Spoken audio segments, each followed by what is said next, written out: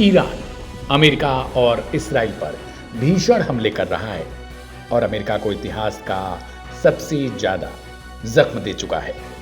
Middle east में जंग का ऐसा मंजर है जहां हर मोर्चे पर आग भड़की हुई है। लेकिन इसी बीच एक और बड़ा मोर्चा फिर से सक्रिय होते दिख रहा है। हमास, जिस संगठन को इसराइल खत्म मान चुका था, वही हमास अब एक बार फिर खुलकर सामने आ चुका है। हमास के सशस्त्र विंग के प्रवक्ता अबू उबैदा ने साफ शब्दों में ऐलान किया कि हथियार डालने की कोई भी शर्त स्वीकार नहीं होगी। उबैदा का कहना है कि गजा में जो कुछ हो रहा है वह किसी भी तरह का शांति प्रयास नहीं, बल्कि फिलिस्तीनी प्रतिरोध को खत्म करने की साजिश है। अबू उबैदा का यह बयान ऐसे वक्त पर आया है जब अमेरिकी राष्ट्रपति डोनाल्ड ट्रंप की ओर से गजा के लिए एक 20 सूत्री योजना सामने रखी गई थी, जिसमें हमास के निरस्त्रीकरण को सबसे अहम शर्त बताया गया। यही नहीं बल्कि एक पीस प्लान को लेकर बाकायदा कॉन्फ्रेंस भी की गई थी, लेकिन हमास ने इसे सीधे खारिज कर दिया है। संगठन ने साफ तौर पर कहा है कि जब तक इसराइल गजा से पूरी तरह पीछे नहीं हटता तब तक हथियार छोड़ने की बात नहीं होगी। अल जजीरा की रिपोर्ट्स के मुताबिक हमास ने मध्यस्थ देशों को यह भी संदेश दिया कि पहले इसराइल वापसी की गारंटी दे, तभी आगे किसी समझौते पर चर्चा हो सकती है। यानी साफ है कि हमास झुकने के मूड में नहीं है। लेकिन सवाल यह भी है, क्या वो इसराइल पर एक बार फिर से हमला करेगा, खासतौर पर ईरान का पक्ष लेकर? क्योंकि पहले ही ईरान के प्रॉक्सी संगठन माने जाने वाले हिजबुल्लाह और हूती दोनों लगातार इसराइल पर हमले कर रहे हैं। दरअसल अक्टूबर 2023 के हमले के बाद इसराइल ने दावा किया था कि वह हमास को पूरी तरीके से खत्म कर देगा। गजा में ऐसे बड़े पैमाने पर सैन्य कार्रवाई की गई, हजारों लोगों की जान गई, शहर तबाह हो गए। लेकिन करीब 2.5 साल बाद तस्वीर कुछ और दिख रही है।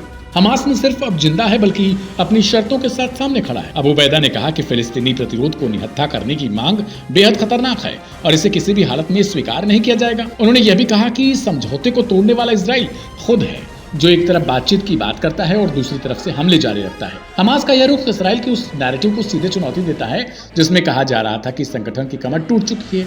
अबू उबैदा ने साफ संकेत दिए हैं कि गजा के भीतर हमास की सैन्य क्षमता अभी भी मौजूद है और उसका टनल नेटवर्क, जिसे इसराइल कई बार खत्म करने का दावा कर चुका है, लेकिन अभी भी सक्रिय है। यही वजह है कि हमास खुद को मजबूत स्थिति में मान रहा है और किसी भी दबाव को आने में तैयार नहीं। इतना ही नहीं, अबू उबैदा ने गजा में हुई तबाही का जिक्र करते हुए इसराइल पर गंभीर आरोप मढ़े। उन्होंने कहा कि अक्टूबर 2023 के हमले को बहाना बनाकर गजा में लगातार नरसंहार किया जा रहा है। हजारों लोगों की मौत हो चुकी है, लाखों लोगों के विस्थापन के बावजूद हमास का प्रतिरोध भी जारी है। उन्होंने वेस्ट बैंक के लोगों से भी अपील की है कि वे हर संभव तरीके से इजरायली जेलों में बंद फिलिस्तीनी कैदियों को आजाद कराने की कोशिश करें। इस पूरे घटनाक्रम में एक और बड़ा संकेत छिपा है, क्षेत्रीय गठजोड़ का। अबू उबैदा ने ईरान, लेबनान के हिजबुल्लाह और यमन के हूती विद्रोहियों के खुलकर सराहना भी की है, जो इसराइल के खिलाफ मोर्चा संभाले हुए हैं।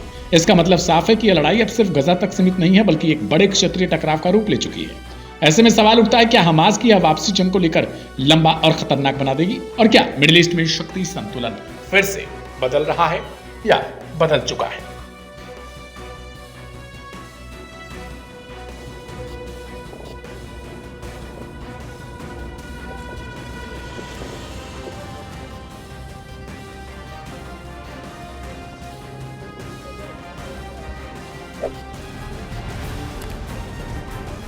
अमेरिका और ईरान के बीच जारी युद्ध से मची वैश्विक उथल पुथल के बीच एक बड़ी खबर सामने आई है। जानकारी के मुताबिक दोनों पक्षों में सीज फायर कराने के लिए पाकिस्तान सहित अन्य मध्यस्थों ने पूरा जोर लगाया है और 45 दिनों के सीज फायर प्लान पर बातचीत शुरू हो गई है। बता दें कि बीती 28 फरवरी को ईरान पर अमेरिका और इजरायली हमलों के बाद से ये जंग जारी है। ईरान ने जवाब में इजराइल और खाड़ी देशों पर मिसाइलें बरसाई हैं। वहीं इस युद्ध की वजह से ईंधन आपूर्ति को लेकर भी चिंताएं बढ़ी हुई हैं।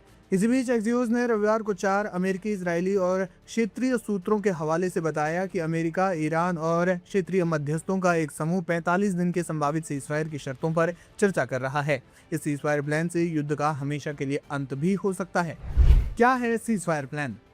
रिपोर्ट में कहा गया है कि मध्यस्थ 2 चरणों वाले एक समझौते की शर्तों पर चर्चा कर रहे हैं। इसमें बताया गया है कि पहला चरण 45 दिन का संभावित सीजफायर होगा, जिसके दौरान युद्ध को हमेशा के लिए खत्म करने पर बातचीत की जाएगी। वहीं दूसरा चरण युद्ध को समाप्त करने के समझौते पर आधारित होगा। रिपोर्ट में यह भी कहा गया है कि अगर बातचीत के लिए और समय की जरूरत पड़ी तो सीज फायर की अवधि बढ़ाई जा सकती है। एड़ी चोटी का जोर लगा रहे मध्यस्थ। युद्ध विराम के लिए जुटे सभी मध्यस्थ एड़ी चोटी का जोर लगा रहे हैं। पाकिस्तान के विदेश मंत्रालय के प्रवक्ता ताहिर अंद्राबी ने एपी को बताया कि संघर्ष विराम कराने की उनकी सरकार की कोशिशें सही दिशा में आगे बढ़ रही हैं। इससे सीज फायर को लेकर उम्मीदें एक बार फिर से लौटी हैं। वहीं क्षेत्र के 2 अधिकारियों के अनुसार पाकिस्तान के अलावा तुर्की और मिस्र के मध्यस्थ भी अमेरिका और ईरान को बातचीत की मेज पर लाने के प्रयास में जुटे हुए हैं। ईरान ने रखी शर्तें। एक्सियोस ने सूत्रों के हवाले से कहा है कि होर्मुज को पूरी तरह से खोलने और ईरान के पास अत्यधिक संवर्धित यूरेनियम होने जैसे मुद्दों को लेकर एक अंतिम समझौते के हिस्से के रूप में ही सुलझाया जा सकता है। इसके अलावा मध्यस्थ अमेरिका के लिए एक विश्वास बहाली उपायों पर काम कर रहे हैं और उन कदमों की तलाशी कर रहे हैं जिन्हें अमेरिका ईरान की कुछ मांगों को पूरा करने के लिए उठा सकता है। वहीं ईरान ने युद्ध खत्म करने के लिए शर्त के रूप में युद्ध का हर्जाना और सुरक्षा की गारंटी समेत कई मांगें रखी हैं। ट्रंप ने दी है डेडलाइन। इससे पहले अमेरिकी राष्ट्रपति डोनाल्ड ट्रंप ने रविवार को ईरान को एक बार फिर धमकी देते हुए कहा कि ईरान के साथ सोमवार तक समझौता होने की प्रबल संभावना है। हालांकि ट्रंप ने यह भी कहा कि अगर ईरान ने तेजी नहीं दिखाई तो अमेरिका और तेजी से हमले करेगा। ट्रंप ने फॉक्स न्यूज से बातचीत में कहा कि अगर ईरान समझौते की दिशा में तेजी नहीं दिखाता है तो वो सब कुछ उड़ा देने और तेल पर नियंत्रण करने जैसे विकल्पों पर विचार कर रही हैं। ट्रंप ने कहा कि उन्होंने वार्ता जारी रखने के लिए ईरानी वार्ताकारों को राहत दी है। इससे पहले ट्रंप ने रविवार को एक सोशल मीडिया पोस्ट में कहा कि अगर स्ट्रेट ऑफ होर्मुज को नहीं खोला गया तो ईरान के ऊर्जा संयंत्रों और पुलों पर हमले किए जाएंगे। ट्रंप ने अपशब्दों का इस्तेमाल करते हुए ईरान को चेतावनी दी कि अगर जलमार्ग को समुद्री यातायात के लिए नहीं खोला गया तो ईरान को नरक बना दिया जाएगा। ट्रंप की इस भाषा से समझा जा सकता है कि उन पर वैश्विक दबाव कितना ज्यादा है। वहीं ईरान ने ट्रंप को 2 टूक जवाब दिया है। ईरान के संस्कृति मंत्री ने अमेरिकी राष्ट्रपति की धमकियों को खारिज करते हुए उन्हें अस्थिर और भ्रम में रहने वाला व्यक्ति करार दिया। सैयद रजा सालिही अमीरी ने रविवार को एक साक्षात्कार में कहा कि ईरानी समाज उनके बयानों पर आमतौर पर ध्यान नहीं देता क्योंकि उसका मानना है कि उनमें व्यक्तिगत, व्यावहारिक एवं भाषाई संतुलन का अभाव है और वो लगातार परस्पर विरोधी रुख अपनाते रहते हैं। सालिही अमीरी ने कहा कि ऐसा लगता है कि ट्रंप एक ऐसे व्यक्ति बन गए हैं जिसका पूरा विश्लेषण न तो ईरानी कर पा रहे हैं और न ही अमेरिकी। उन्होंने ये भी कहा कि होर्मुज दुनिया के लिए खुला है लेकिन ईरान के दुश्मनों के लिए बंद है।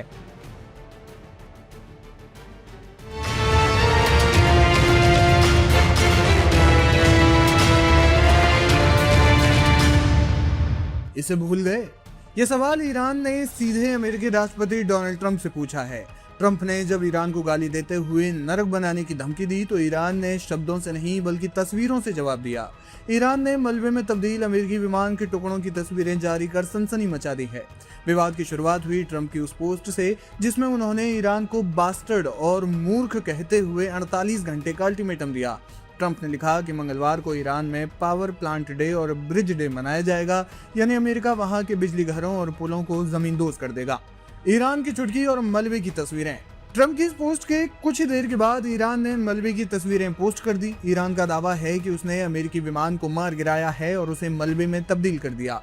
हालांकि अमेरिका का कहना है कि विमान खराब हुआ था और उसने पायलट को रेस्क्यू कर लिया है, लेकिन ईरान ने इसे अमेरिका की एक और नाकाम कोशिश करार दिया। ईरान यहीं नहीं रुका, उसने अमेरिका के जख्मों पर नमक रगड़ते हुए लिखा कि इतिहास खुद को दोहराता है। ईरान ने 24 अप्रैल 1980 की याद दिलाई जब अमेरिका का ऑपरेशन ईगल क्लॉ ईरान के तबास रेगिस्तान में धूल चाट गया था। उस समय भी अमेरिकी विमान आपस में टकराकर तबाह हो गए थे और अमेरिका को भारी शर्मिंदगी झेलनी पड़ी थी।